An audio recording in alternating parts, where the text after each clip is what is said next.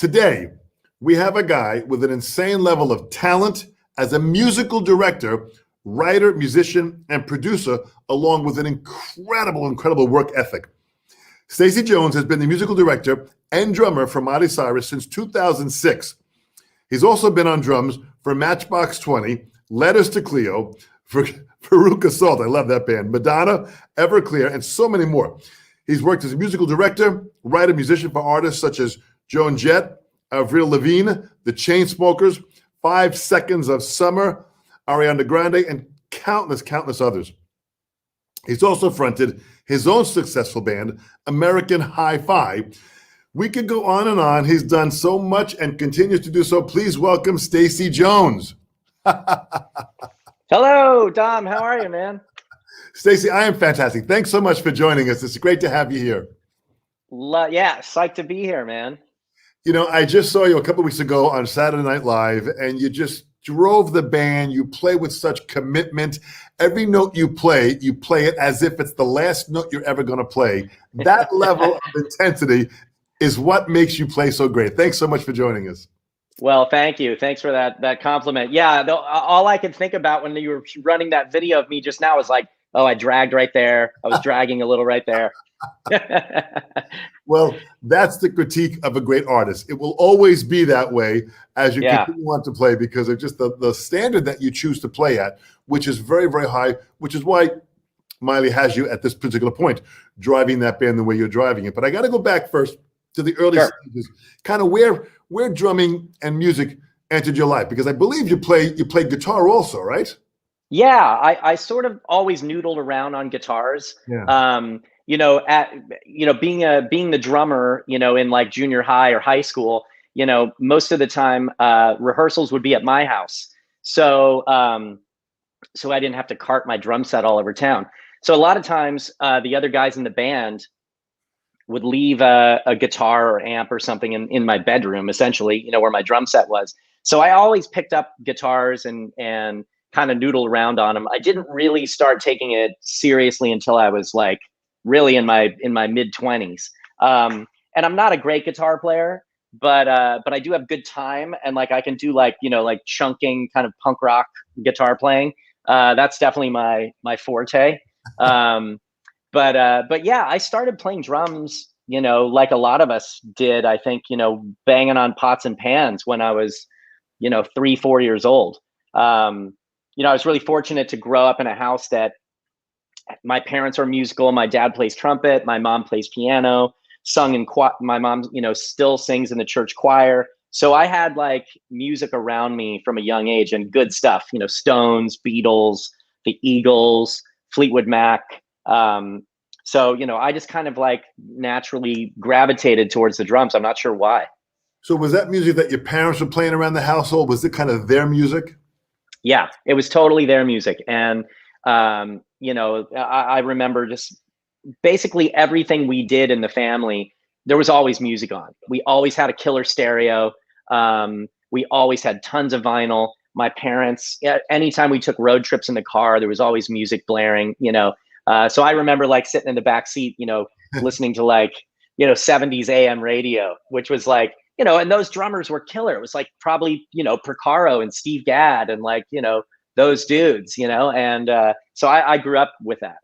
Boy, to be that young and to be influenced by it, all those great session players who had incredible time. They always played the right part. They were incredibly high standard of artists. Dear friends of mine too, which is so great to be influenced by them. So this was in Oklahoma at the time? So I was born in Oklahoma. We moved away from Oklahoma when I was 1. So I never really lived in Oklahoma. My whole family's from there, Tulsa, Broken Arrow area, Bixby. And my parents, after my dad retired, my parents moved back to Tulsa. But I actually, my formative years were in London. I lived in London for elementary school and junior high. And so, that was a total musical change and shift, because I went over there listening to like, that classic rock stuff. And, when I got to the neighborhood, the kids in my neighborhood were like, yeah, that's, the Eagles are cool, but have you heard the Jam? And have you heard the Clash? Yeah. And, Big Youth? Like I used to take piano lessons in Brixton, And I remember, walking from the tube with my mom down to the piano teacher's house and like, hearing like Big Youth blasting from, people just sitting out front, on these kind of like brownstone, apartments, like just playing music. And so I got sort of hip to reggae and like roots reggae as a very young kid, which was awesome. Like what an education. Boy, how fantastic! So, what made the move to London? What created that? My dad got transferred over there. He worked for an oil company, out of Oklahoma, and we had an opportunity to move to London. And so we lived right in the city, and it was incredible. And my parents took me to every West End show, so tons of musicals. The first concert I ever saw was ABBA at Wembley Arena, I think it was 1980, and like full orchestra and rock band, and it was just like blew my mind. And so, when we go to those musicals in the West End, I'd always be like leaning over my seat, like trying to look into the pit to see the drummer, and every once in a while we'd have a seat where I could like, get just a little taste of what was going on down there. So I was just always intrigued with the drums. So did you have a drum kit in those early days in London at that time? I didn't, because we lived in a flat, so I had a practice pad, and I started taking lessons through my school. And so there was a drum set at school that I could use, and so I'd stay after school and, work on snare pieces or, jump on the drum kit, which was like this old Ludwig with like giant toms. Like I'll never forget. It was like it was probably a 24 bass drum, and like it was like a 15-inch rack tom. It was like crazy, it was just like junky hardware, but I mean it was everything, for me then. So you're around music, you're in London, you're in your formative years, you're listening now to a wide variety of music, which is opening you up to not only get what you experienced from the American side of what's happening, but now you're getting that Brit sound, which is a whole nother edge to playing that is fantastic. Oh yeah.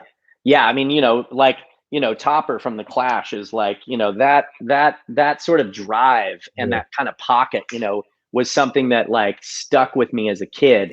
And, and then I moved back to the States. We moved to Houston, where I worked at a drum shop with John Douglas, by the way. Your guest next week. I love John. I used to just bug him incessantly at this drum shop in Houston.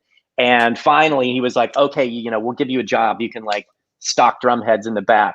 And I started taking drum lessons from a great drummer there named Mike LaFave, in the back of the drum keyboard guitar shop.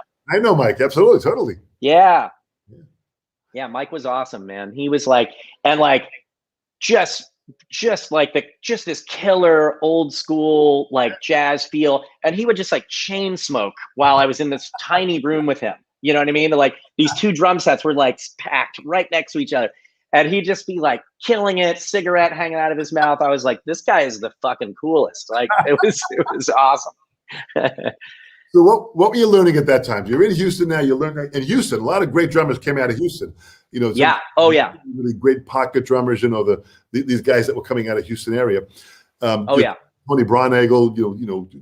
My gosh, just so many great players. Oh yeah. Well, and you know what we got in Houston a lot was the cats from North Texas coming down and doing gigs. So I used to see Earl Harvin like all the time play, who is an incredible drummer. Matt Chamberlain, same. They were in a band called 10 Hands, where they were both drummers in this band. So I used to go see them every time they came to Houston. Saw Stevie Ray Vaughan all the time at Fitzgerald's with Chris Layton. I mean, that guy's pocket is like so wide. Chris is so deep. He's such a deep. And it's so deep. It's unbelievable. And like to stand in a room with like 1,000 people and like feel that is like, again, like that's an education that you just can't get that anywhere else. But to answer your question with Mike, I started working with like the syncopation book, and stuff like that. I didn't play in band in high school. I jumped in my senior year of high school and did jazz band and the symphonic band because Berkeley, wanted me to do that as sort of a requirement to coming to school the next year. So I jumped in then. I never played in big band or jazz band really as a kid. Did a little marching band when I was in junior high. But Mike started turning me on to like the syncopation stuff, and just drummers like, obviously like Dave Weckl and Vinny were like very popular around that time. And I could never play that stuff. But I really enjoyed trying, and I still do. I still work on that stuff, even though I can't do it. But Mike opened me up to, I think more like Elvin Jones and Tony and all of that stuff, which I wasn't as aware of as a kid. I was more coming from a rock background with my folks. So while I was listening to drummers like Larry Mullen from U2 and John Ferris from INXS, who I loved, I was kind of like, listening to those kind of pop rock drummers, but also, checking out some of the stuff that Mike was into, like just straight ahead jazz stuff.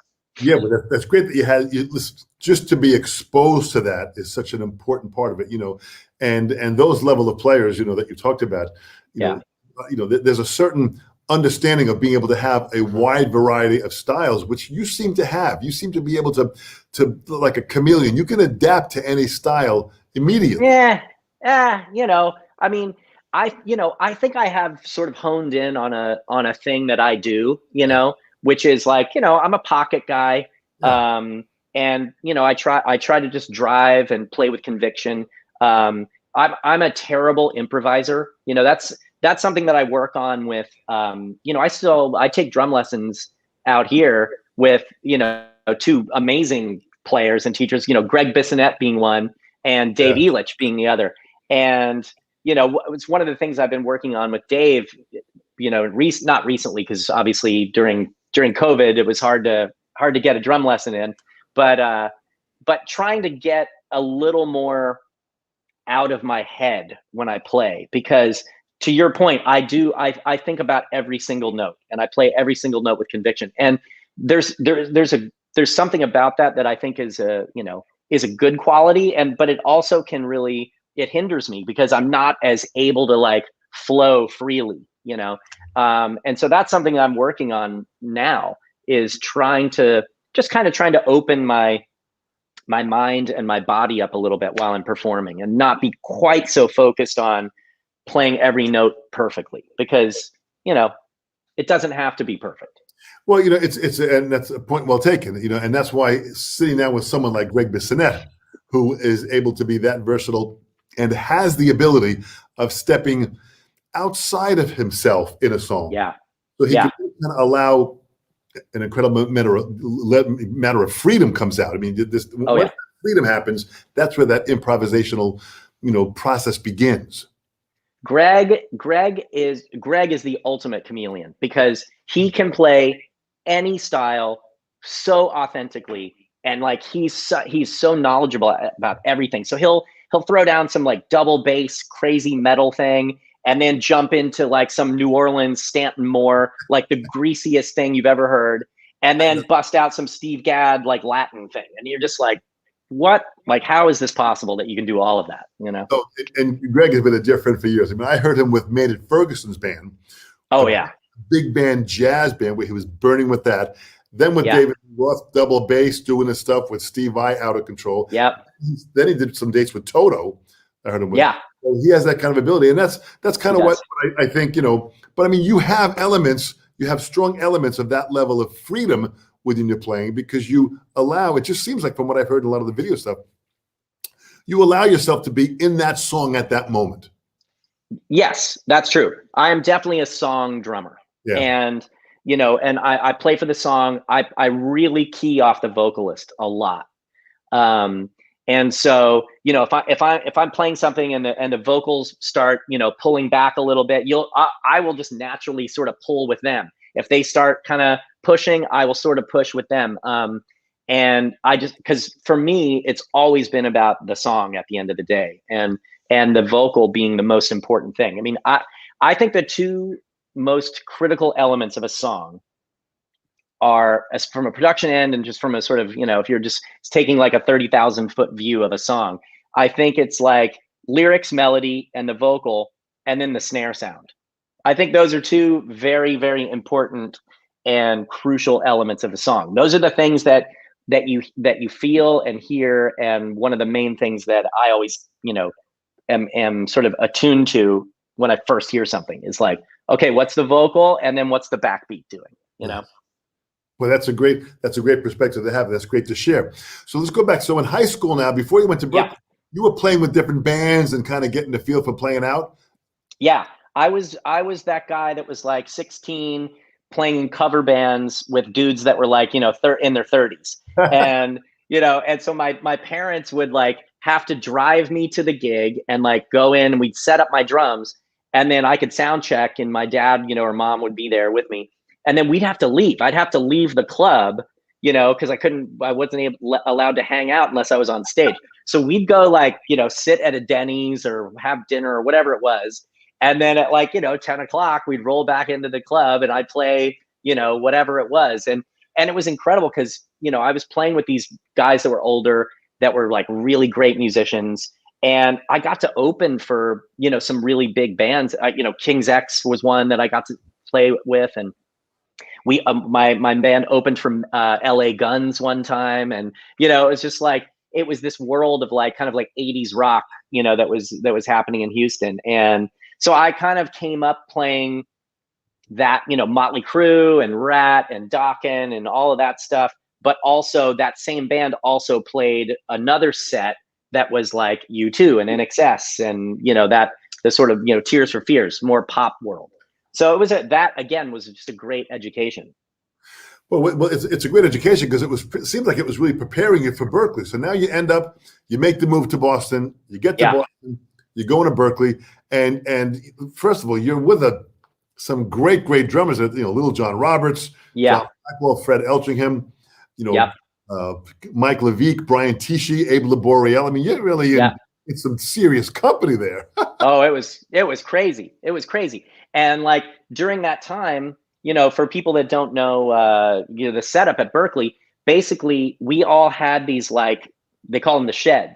And it was like these sheds that were downstairs in the basement of the building.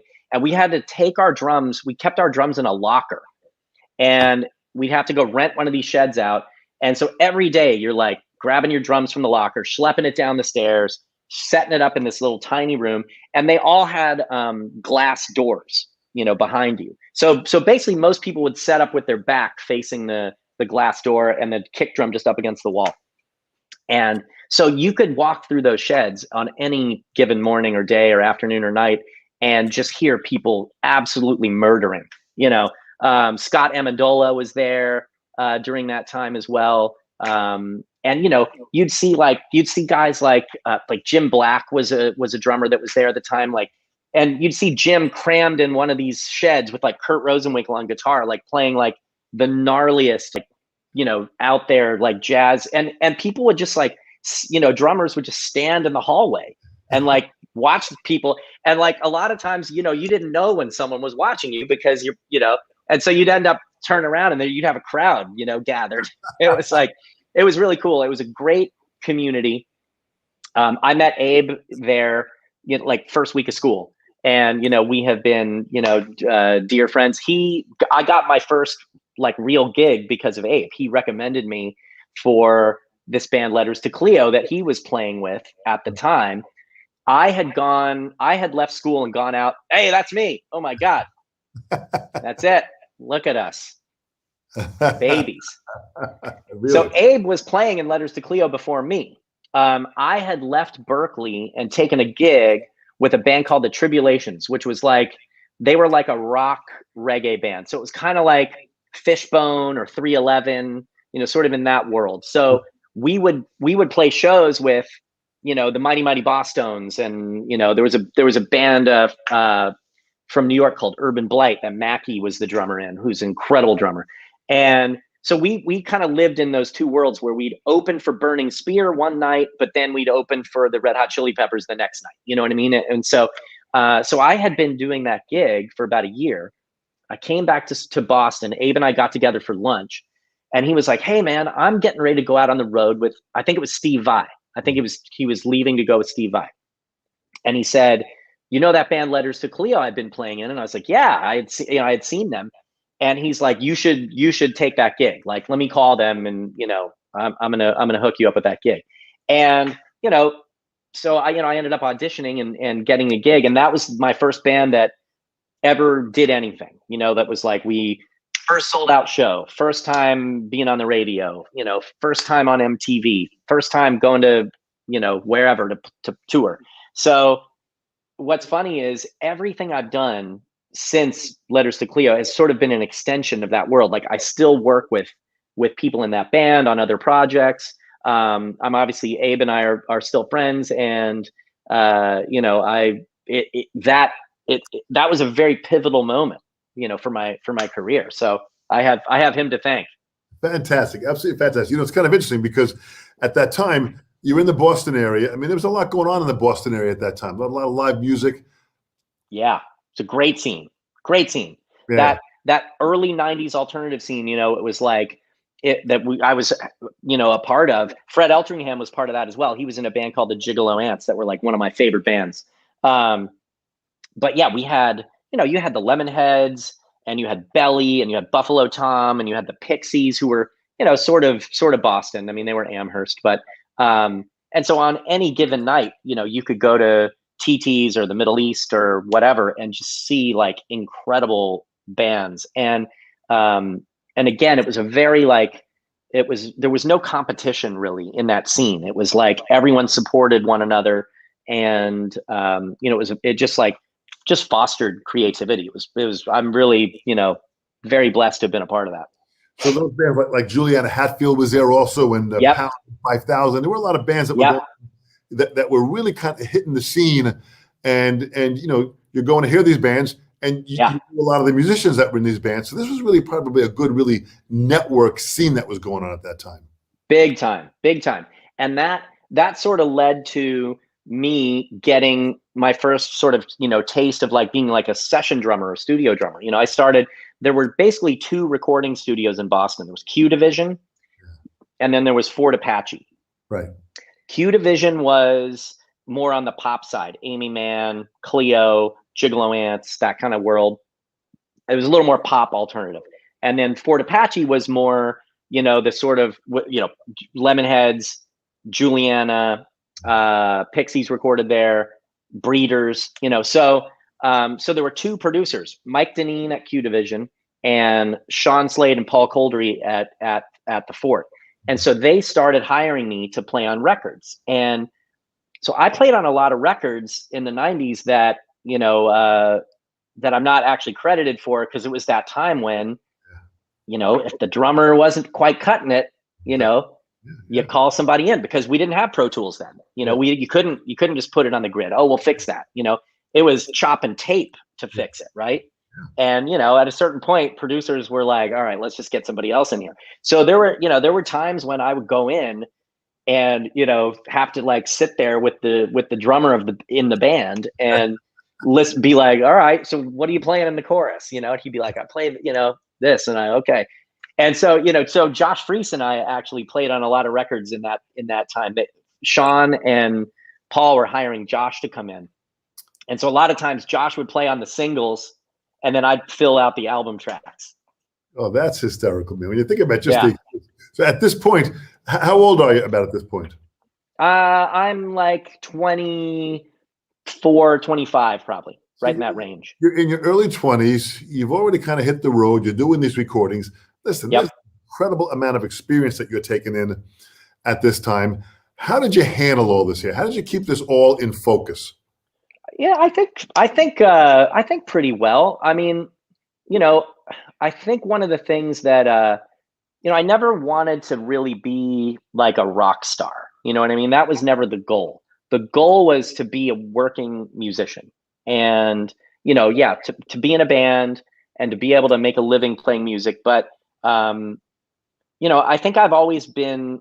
It's funny. My wife and I were talking about this the other day. Like, I really love practicing. I love practicing. I love the craft that is music, and whether it's putting on an arena tour or sitting in here working, on whatever it is Dave Elitch has thrown at me. Like, I love just the experience and the process of like practicing, seeing it get to a certain level, then maybe taking that, to the public, and just that whole arc of creating is what I've always been attracted to, I think. So, there was a minute where, maybe when, American Hi-Fi, was started really kicking up, that like, I might have been up my own ass a little bit.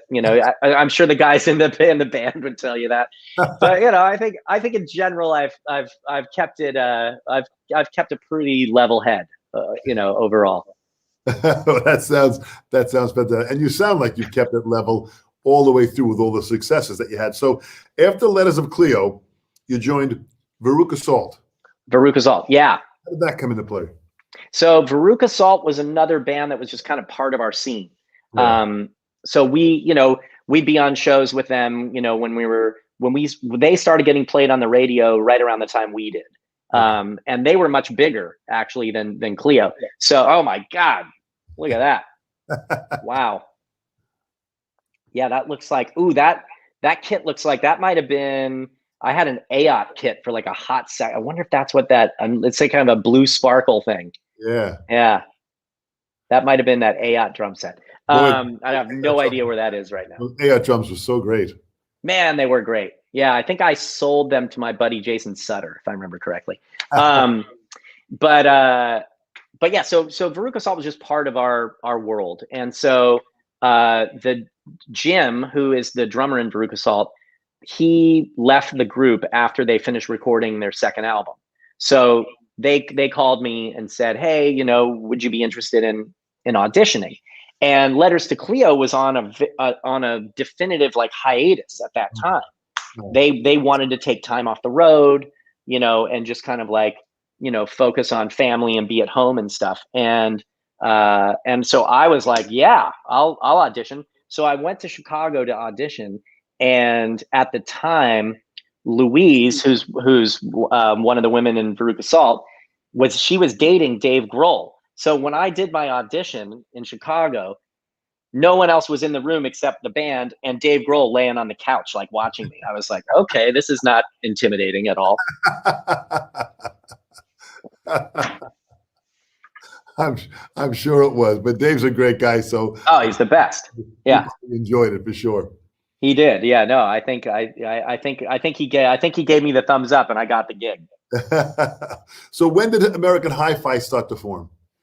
So I started Hi-Fi while I was in Veruca Salt. Basically, we were on tour. We were the kind of, we played 250 shows a year. We were on the road constantly.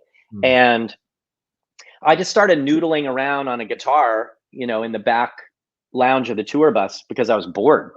And that sort of evolved into, when I had time off, I would come back to Boston. I was living in Chicago and Boston at the same time.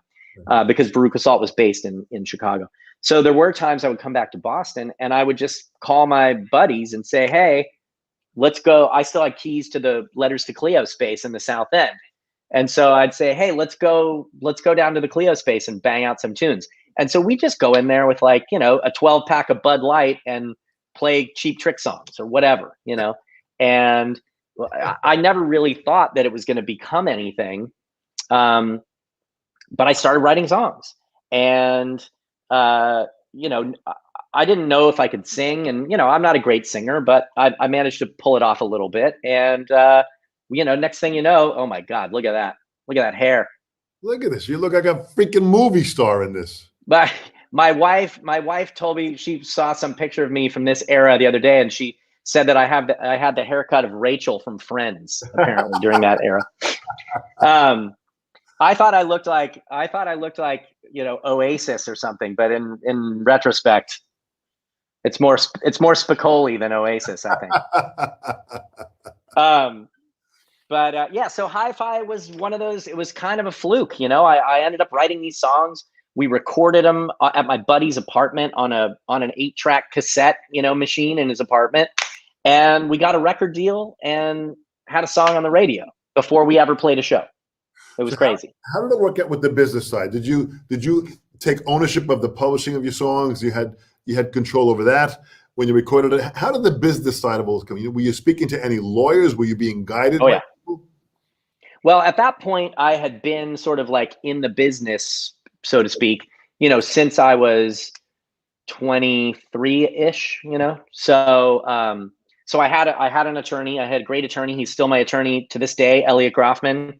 I had a business manager, and so I had managers for bands, that I trusted and had relationships with, and so it was always great to be able to lean on them for advice, or to go over contracts, because that's something I'm terrible at. I'm a terrible negotiator. I do not like sitting down and reading, contracts that are 40 pages long with all this like minutia and legal speak. So I definitely advise people when you're, if you can, when you're handed a contract, have somebody that really knows what they're doing, take a look at it. But yeah, I signed a publishing deal during the hi-fi days. And because of that, I started writing and producing songs for other artists, which that's really what led to the musical director gig that I've now done for the last 15 years, was because I was a producer and writer for other people in the studio. That's how I sort of fell into this musical director role, which I didn't even know that was a job at the time, because I came up in band world. Yeah. We didn't have musical directors. Right. I was sort of the de facto musical director. I think drummers a lot of times end up sort of being the MD of their bands because, I don't know why. I think we're suited to it for some reason in terms of like, all right, it's time to rehearse. Let's go. 1, 2, 3, 4. We're playing this song. We're playing that. Hey, switch that part. Like I felt like most drummers I knew were sort of that sort of type A personality, Yeah. It's very, very common. Drummers, listen, the instrument is a leadership role. You're laying the groove down. You're that, for as the coin says, the heartbeat of that band. You got to really be able to guide that band and make that feel good. And there's a certain level of respect that comes from that from other musicians. So that MD position sometimes does fall into the hands of all these drummers. But the key thing at this point now with American Hi-Fi, all of a sudden now you're on guitar, you're in the front, all of a sudden you're all over MTV. You're like the front man. How'd that feel? It felt weird, because it's definitely like it was not something that I again like really sought out. It's sort of like a lot of things in my life kind of fell in my lap. I think there was definitely a transition period because I've always been very happy being the drummer, being at the back. I like to make my mark on stage, and I want people to watch me if we're up there performing. But I was very happy to let other people do the interviews and, wake up at 5:30 in the morning on the tour bus to be dragged to a radio station to do the morning show. That stuff is a whole other level that's another skill set entirely. And so I have a lot of respect for singers and front people that do that for 20 years. I mean, it's a grind, and it's another muscle that you have to learn to flex. I think, doing interviews and being affable and whatever, showing up at 5:30 in the morning if you're hungover or you didn't get to sleep or whatever, it's like, that is a job unto itself. That is a whole nother level of experience, but you seem to have handled that well. Now, your name, American Hi-Fi, where'd that come about? And the rumor has it that Keith Richards had something to do with it. So that is a lie. Okay. And that's one of those stories that is, I can't believe that it actually stuck. It's still it lives to this day. So to my point, we were doing a press junket at some point for Hi-Fi, right? And for those of you not familiar with that, experience, it involves the record label renting out a hotel suite somewhere that you and maybe one other person from your band sit in for 10 hours, one day, and different journalists come in and interview you. And it's like, camera crew comes in, you have 15 minutes to talk with this person, they leave, camera crew comes in, you talk for 30 with them. So it's just it's an onslaught of, interviews, right? And so at a certain point, Drew, I think it was Drew, the bass player, and I decided to crack open the mini bar at this hotel suite. And so we might have had a beer or two, and we loosened up a little bit. And so after the 40th journalist asking us where we got the name from, for the 9 millionth time that week. And by the way, much love and respect to journalists. That's their job. I understand that. But, after you've been asked the same question, 9,000 times, we got a little loopy with it. And I started sort of riffing on the idea that Keith Richards, we met him in a bar in New York, and I think Drew sort of jumped in, and we just kind of riffed together this made up story. That is not true. Right. And by the way, the name, the actual origins of the name are boring. It's like I wrote down 40 names in a notebook, and that was one of them. That's it. I don't know how I came up with it. The words just landed, and that's the one we chose. So the real story is not that good. The Keith Richards version's way better. Oh, that's hysterical. On many of the old recordings, when I was growing up back in the 60s, the albums, hi-fi came in play. And when hi-fi came in play, that was the newest thing. And on many of the albums on the bottom, the American version of hi-fi was posted on the album. So it said on the bottom of this album, American Hi-Fi. Wow, that's interesting. I didn't know that. That was a selling point in the albums, that if it was an American product and it was hi-fi, you knew this was high quality. Ah, all right. I had perspective of what I thought about it. So that's kind of what it was. Yeah, that's great. Hysterical. So now you come around, you're doing your thing. Miley, how did the whole Miley thing happen? How did this thing start, and how have you maintained it? Where did it begin? So the Miley thing came from, I was telling you, I started producing and writing for other artists. Right. I ended up producing a bunch of acts that were signed to Sony, Columbia, and Epic. So at a certain point, Donnie Einer, who was running Sony at the time, called me and said, "Hey, we're signing all these bands that you're producing and writing with. Do you want to be a staff producer and do some A&R at Sony, at Epic?" And I knew a bunch of people there. An A&R guy, Ben Goldman, is the one who hired me there. Great guy, was around all in the sort of 90s and 2000s. So basically, I got this job sort of being a staff producer at Epic. And one of my first tasks was, there was a TV show called Laguna Beach that was on MTV. And there was a band on Laguna Beach that were peripheral characters, but they were a real band. These were like kids that were like 15 to 17 years old. And they got invited. So I produced a couple songs for them with Bob Rock, incidentally, just, here in LA. And they got invited to perform on TRL in New York at Times Square. And so this is like a huge look for them. And they had never played a show outside of Laguna. So their management called me and said, "Hey, can you take these kids to rock school? They don't know, they've got, their gear is all wrong. They don't know how to, they've never played a real gig." So I went down to Laguna, went to their rehearsal space, helped them rehearse, helped them work up these songs that we had just produced. And I went to New York with them, and I ended up actually playing guitar and singing background vocals with them, because this is pre-tracks, but I did that literally in the janitor's closet at TRL. So TRL had the windows, to Times Square, which were all glass. And then at the very end of this one window, you could push a panel on the wall, and it opened up, and it was a janitor's closet and just a storage closet. So I set a Marshall half stack up in there and a microphone, and I performed with them next to, literally a mop in one of those big silver buckets was just standing right next to me. And so So fast forward like a couple of weeks, I'm in Nashville seeing an artist for Donnie, and I'm done with my day. I'm staying at the Lowe's Hotel, which is like this famous, famous music hotel.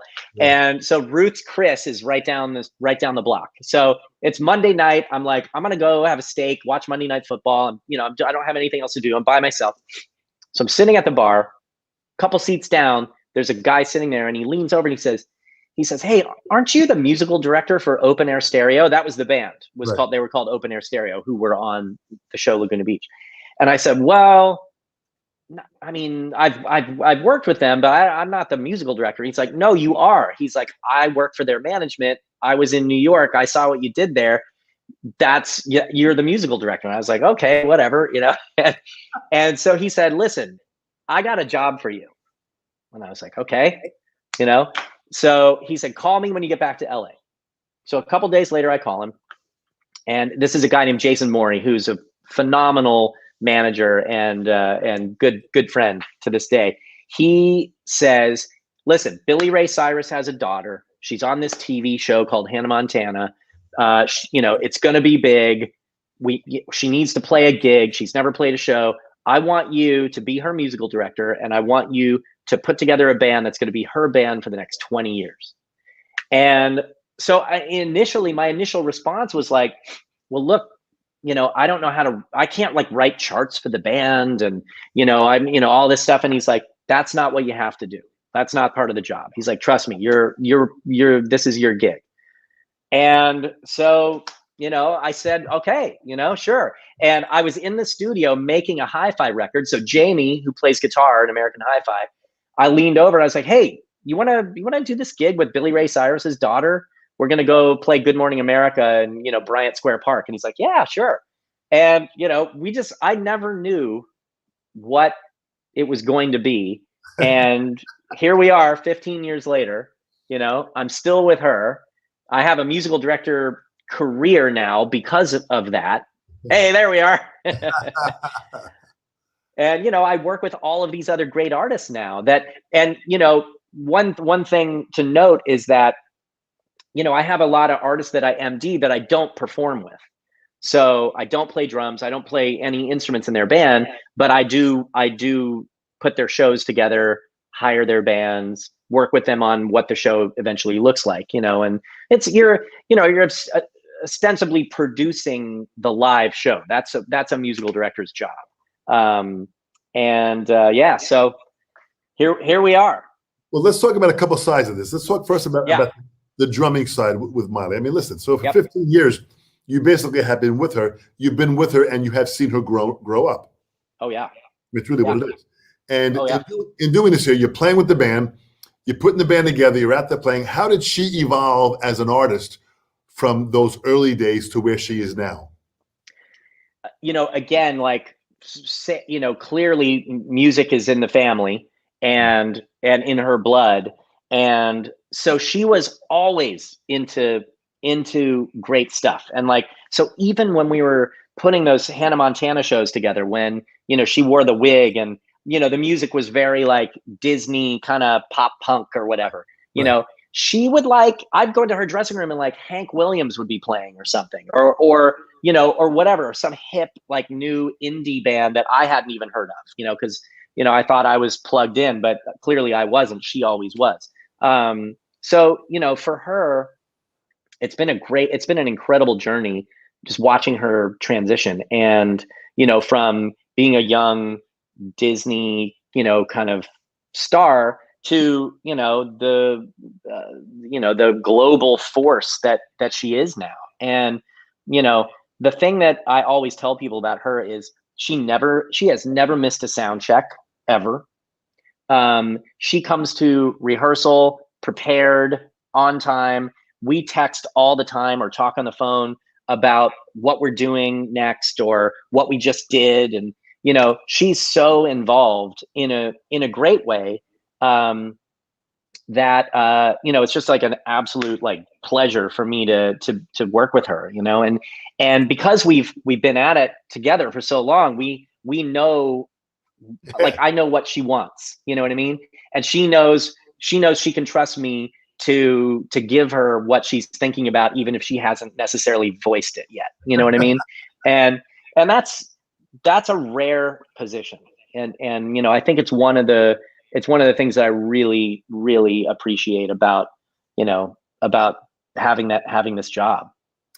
You know, there's no doubt that she is a real pro, and I've seen her in interviews of what she does. She knows how to act, and she knows how to turn it on. Like you were saying, that degree of, she knows how to turn it on, even though she might be tired, and she knows how to turn it on and create havoc and create talk and create intensity and still make it fun and loving and entertaining. She's texting me right now as we speak. She gets it, you know, and let her know that you know, myself, I've been around for many, many years. I can see her. I can see the maturity that she has inside a certain level of immaturity that sometimes she acts. Sure. Yeah. And I mean, listen, there's a balance in there. There's a seriously balance in it. She's smart. Absolutely. I mean, you know, I think all great artists at times, you know, like to push people's buttons, right? And you know, and challenge people, you know, to view them in a different way. Like, okay, you know, you thought you knew me, but now I'm going to do this, you know? And I think that, like, if all great artists have that constant evolution, and, you know, she's a great example of that. And she'll be around for as long as she wants to be around, which is no question. And I've got such great respect for her because she really is an incredible talent. And coming from her dad, I mean, Billy Ray, who's another legend at what he does. Plus, her sister Noah is another very talented person. Oh yeah, yeah. I mean, it's, you know, there's something. I just lost your sound. Oh, can you hear me? I can hear you now. Sure. I said I said there's something in the water over at that Cyrus house. Oh, there's no doubt about it for sure. You know, we have Stacy, we have a question that I want to pull up here. If we can put a question in the chat. This is from Sturgos Foutilius, who is a phenomenal drummer in Greece. He lives actually on the island of Rhodes, a great drummer. Wow. And a student of mine. Hello from the other side of the world. I have a question for you. How do you adapt your playing to an acoustic instrument like drums with a pop artist like Miley, where the music has more electronic sounds and samples? How do you balance that?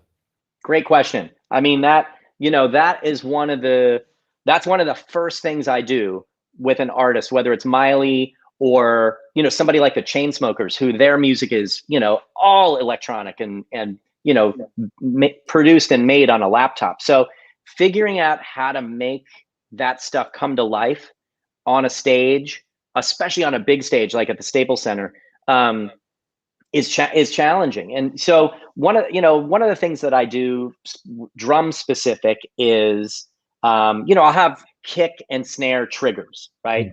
You know, Miley's music has gone a little more organic, you know, in the last few years, but there was a moment where a lot of it was, there weren't real drums on the records. It was all programming, 808s and a lot of that stuff.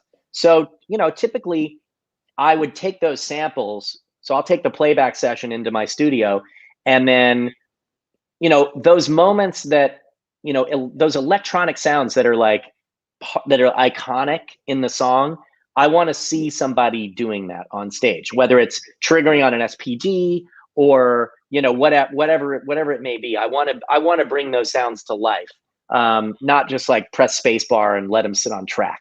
So, so for drum specific, I have a kick trigger, I have a snare trigger on my main snare, I have a snare trigger on my side snare, and also an SPD. And sometimes I'll throw like a Simmons pad or something around over on this side as well, just so I don't have to reach across, you know, my body to hit the SPD. It just gets uncomfortable after a while. But a lot of times what I'll do is, you know, maybe the verses I'll play on the SPD or with a bass drum, you know, pedal hitting a trigger, and, you know, keep it more electronic in the verse. And then when the chorus comes in, I'll bring in the live drums, real hi-hat, but also layer the bass drum and the snare drum on the triggers, you know. And that's a pretty effective way to sort of give new life to the song, because, you know, I think people, when they come see a show, they don't want to just hear the record coming back at them exactly, right? I mean, you know, you want to give a new experience, and a lot of time the artists also want that, so yeah, that's challenging. And like somebody like Troye Sivan is one of my clients, and his drummer that's been doing that gig for a long time, a good buddy of mine, Adam Kriskow, we sort of together sort of created this like spaceship for him to play with Troy. And, he's got real drums and pads and all stuff like mixed in. And, with playback now too, when you have playback, you can change with MIDI notes, you can change the sounds on those pads. So sometimes I'll have a drummer playing backbeats on a pad, and every other backbeat, that sound is changing. So, he can stay on that same pad, but get a different sound because we're changing it from the playback computer. So there's a lot you can do these days. Well, that's a great, Sturgo. Thank you so much for the question, because it really kind of opens up, the fact of how your thought process behind doing all this. There's a lot of thought process and preparation that has to go into all of this. And I want people to understand it's not just a little bit of fun and games. I mean, and my last question here is, you've done pretty much every TV show. You've been under stress, and sometimes where an artist comes in to join with you. How do you deal with the balance of all that, where you keep yourself focused and you're able to maintain a high level of professionalism, which you do all the time, Stacy? It's tough, I mean, like situations like, Saturday Night Live is a great example of like, it is a pressure cooker, and because you're on live television. We did a thing for the NCAA tournament back in March or April or whenever it was. March, I think. Yeah, March Madness. It's March. We were live on CBS or whatever network it was for 18 minutes. I mean, that is a long time, to be on live television. And, for me, I'm never worried about the artist, and I'm never worried about the band and the musicians. For me, it's always the technology that gives me the biggest headache, and that's where I lose sleep at night, is like computers crashing, or like, the keyboard resetting for no reason, and like the keyboard player not having the sound, and, ears going out, losing the click or whatever. Like, that's the stuff that gives me nightmares. And, I think like I try to just like, when I sit down, when I get behind the kit and like all the chaos is going on, and, if you're on a TV set, like at Saturday Night Live, people are running around, they're changing the set from one thing to another. The actors are running by you, and the house band is playing over to your left, and Sean Pelton is like murdering it over there. And, and they say like, okay, 45 seconds till you're live. And, I just take a deep breath, and I close my eyes, and I just try to feel like the weight of my body on my seat and my feet on the floor, and I just try to like get grounded, because as soon as that red light goes on, it's just like, it's chaos, so everything that you can do to kind of like, just take deep breaths and try to get in your body, that's the hardest thing. Cause, once you get in there, you're playing, and if things feel good, but it's still like, it's this out of body experience. Because at a gig like SNL, we're there, we come into New York on a Wednesday, and we're there through, we usually leave on Sunday morning. And so there's a lot of wind up, there's rehearsal, there's camera blocking. You come in for an hour or two and play the song, then you go back to your hotel. Then the next day you come in, you do it again. And then on the day, Saturday, you come in, at some point you have a sound check, during the day. And then you run an entire dress rehearsal, at like 8:30 at night. So you do a 2-hour show from 8:30 to 10:30 at night, and which is just live audience, but it's not on television. And that's the dress rehearsal. And then they chop the show down to an hour and a half. So you'd have that break from 10:30 to 11:30 Eastern time, and then you go live there. So there's just all this like wind up and sitting around and like waiting for it to happen, that like is just, it can be like just completely nerve-wracking. So, I think it's important to just try to like I have a great team, that I work with. I mean, I have the best people in the business on our audio team, running our playback, our techs that handle our gear. They're just like the absolute best. And so that's a big part of it. It's a team effort. Well, the team is fantastic, and part of that team is when you hold that wood in your hands, those Vater sticks. Josh Freese's, the H220, the 5BW or the 5BW in sugar maple. Just talk about the sticks when you're holding them and you're playing. Yeah. Just the security that gives you. Oh yeah. Well, it's funny because it's like, I think as all drummers know, like, yeah, you can pick up other people's sticks or whatever, but when you have that, that 5B in your hand that you've played with since you were, I'm 50 now, and I've been playing drums since I was, I guess 7 maybe.